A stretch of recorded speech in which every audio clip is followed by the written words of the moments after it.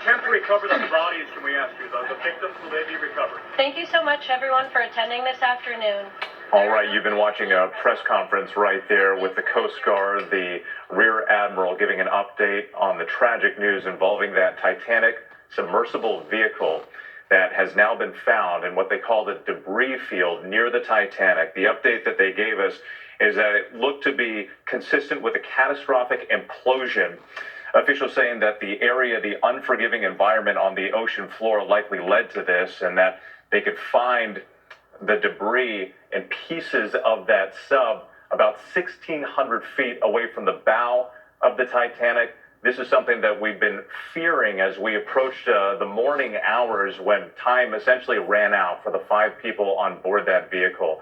About 90 plus hours worth of oxygen there, but now it appears it likely didn't matter. There was this catastrophic implosion that officials have been talking about. We're still waiting to get more details on all of that. But in the meantime, let's go ahead and bring in Gio Benitez, who's there in Halifax, Nova Scotia. Gio, you've been following this for days now. And frankly, behind the scenes, this was the concern that a lot of people have been talking about. Yeah, a lot of people feared this, Whit, because when we looked at this and wondered, why can't we find this? After, with all the technology and everything that's out there and all of the crews, still they couldn't find this. That's what we worried about. What happened on Sunday?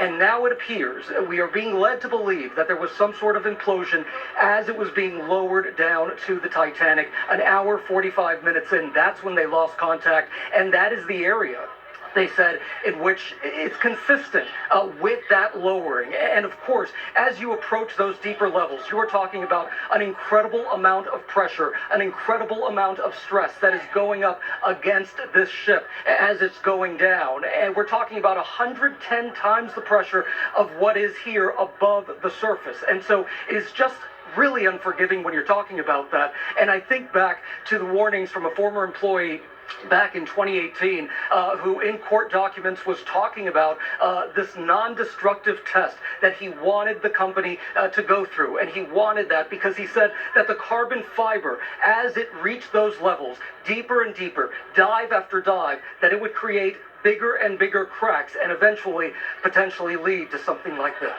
And that was part of this concern, Gio, that this was essentially an experimental vehicle. It was not certified by international bodies, so there was some concern over the materials that made it. But Gio, we're also hearing from the company, right? They're talking about the 5 people on board and the lives lost.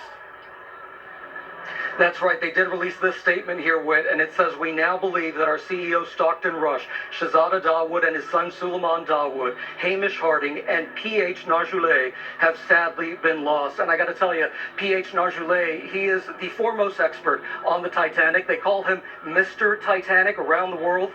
He is the person with the most experience down at the Titanic site and knew so much about it.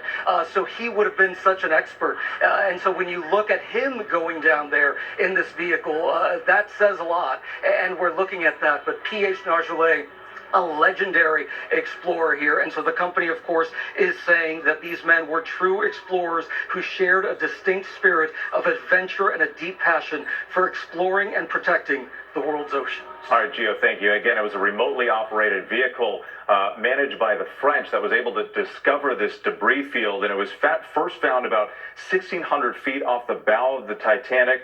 They found the nose cone outside of a pressure hull. Then they found a larger debris field, and the first indication that there was that catastrophic event. They also found a second, smaller debris field, and officials said as soon as they were able to analyze that and understand what it was that they were seeing, they then notified the families of the 5 people on board. We do have a very special guest joining us to help us understand more about all of this. Bob Ballard, a renowned oceanographer and explorer, is joining us right now. Bob, thank you so much. We truly appreciate it. I understand, obviously you were part of the mission that discovered the Titanic, and you've been down there, I am being told, on about 150 dives to the wreckage.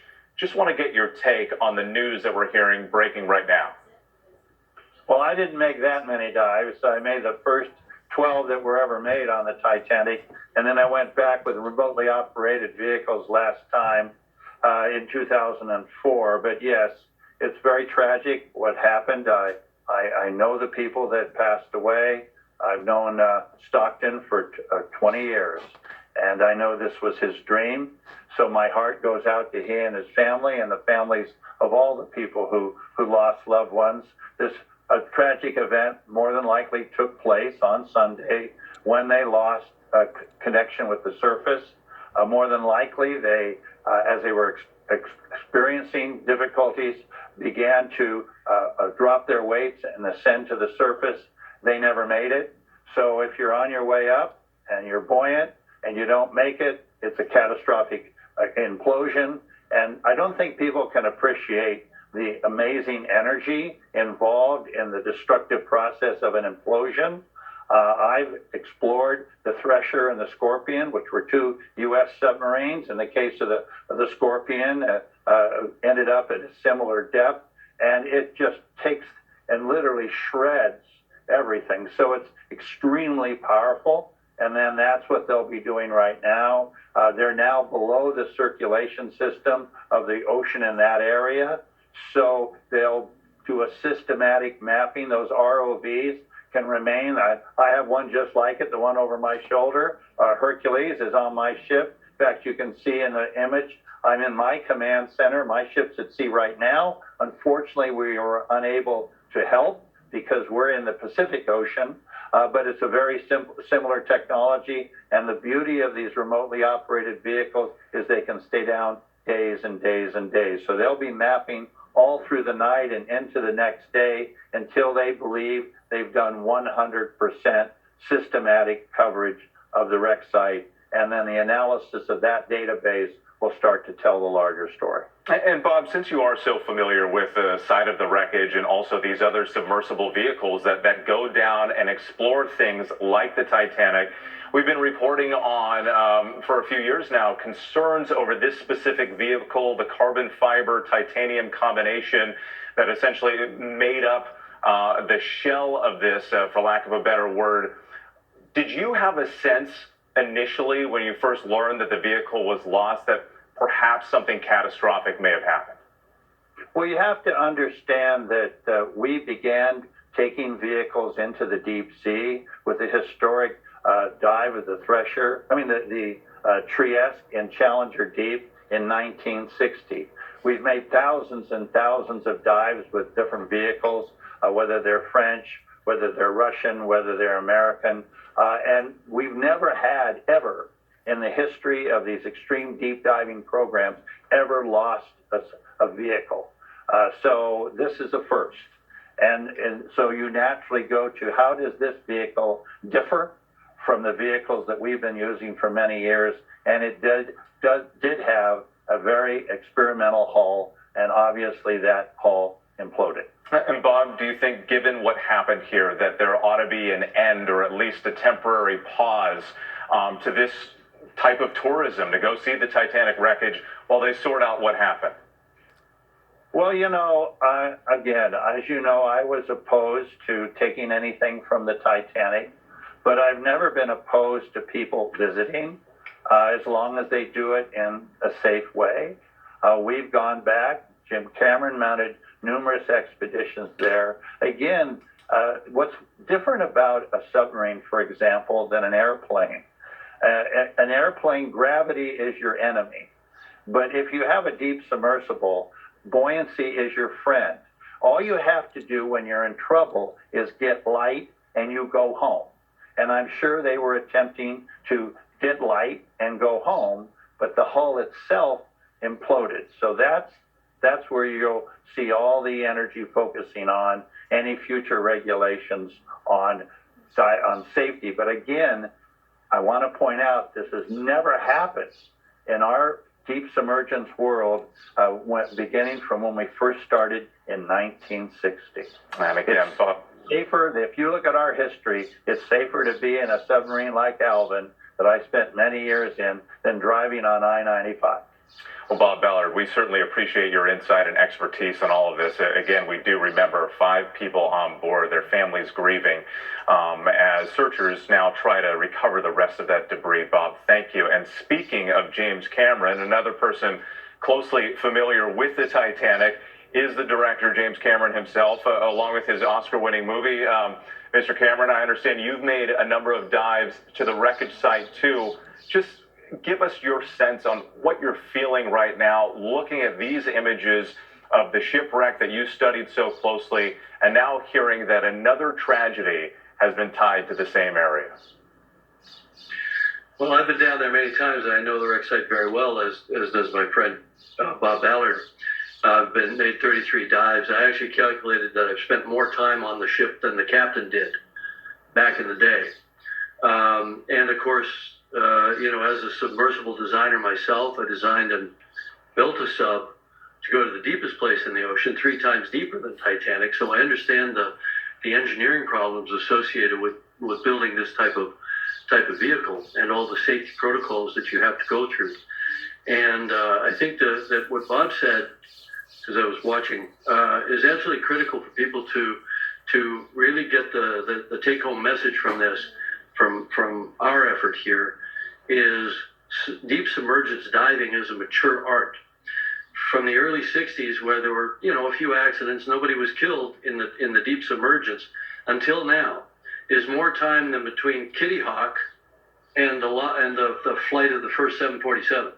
So if we haven't improved over that period of time, and we have improved drastically over that period of time, and the certification protocols that all other deep submergence vehicles, except this one, that carry passengers, especially paying passengers, all over the world in tropical waters, deep coral reefs, other wreck sites, and so on. The safety record is the gold standard. Absolutely. Not only no fatalities, but no major incidents requiring all of these assets to converge to a site. Of course, that's the nightmare that we've all lived with, since all of us entered this field of deep exploration. We live with it in the back of our minds. But because implosion, as Bob described it, such a violent event,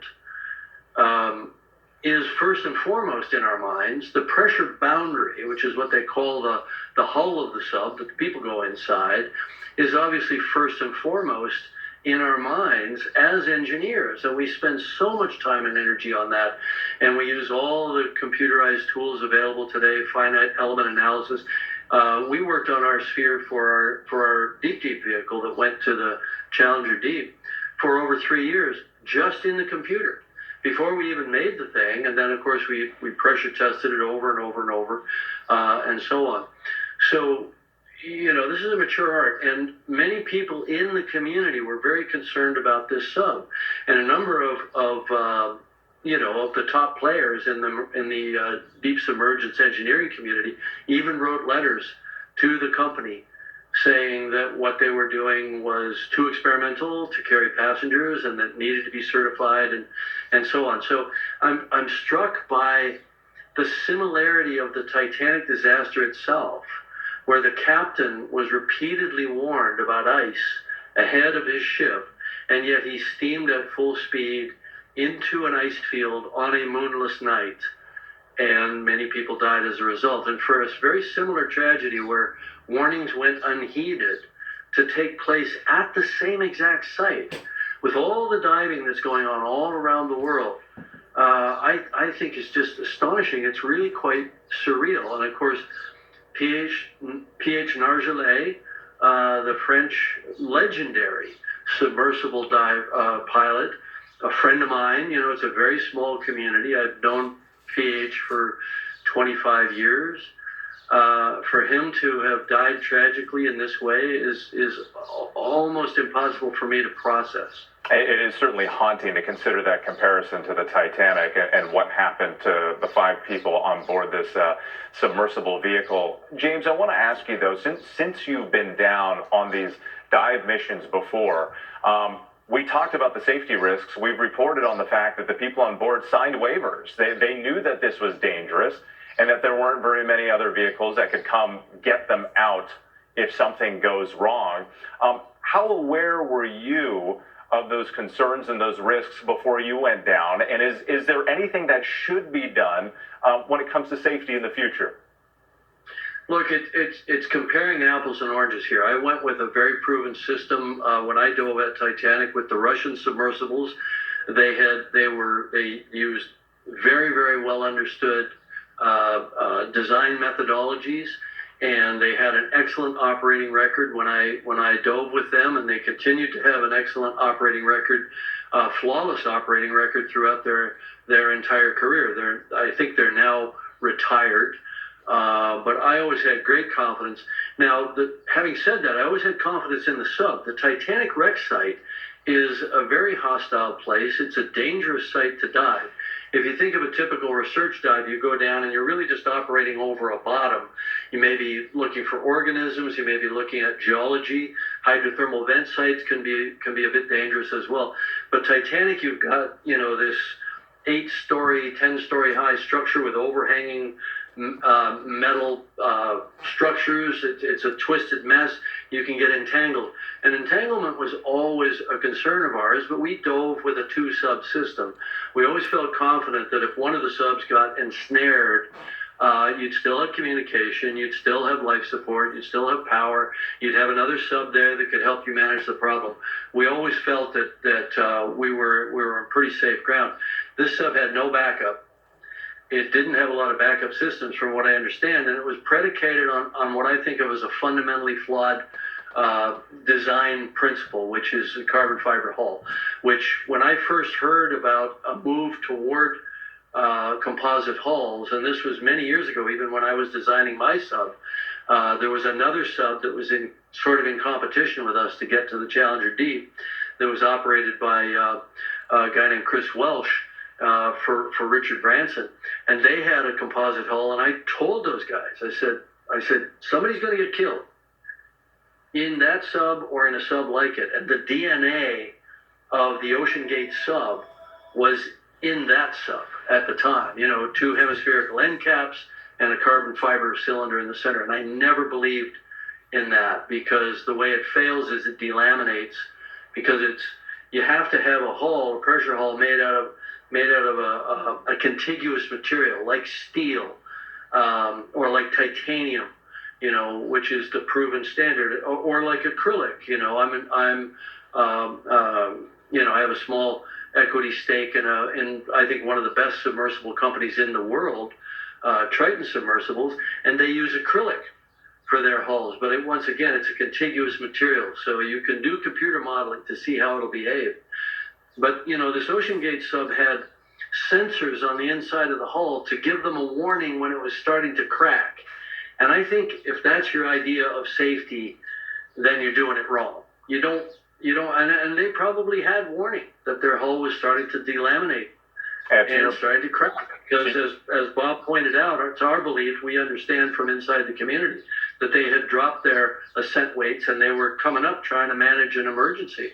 And to your point, a warning only goes so far when you have the ability to get back to the surface, or there's a backup vehicle there to come help you out of a bad situation. James Cameron, thank you so much for your time. I would like to bring Bob Ballard back in while we still have him on the line here, because Bob, I understand the wreckage of the Titanic here, it's not going to last forever.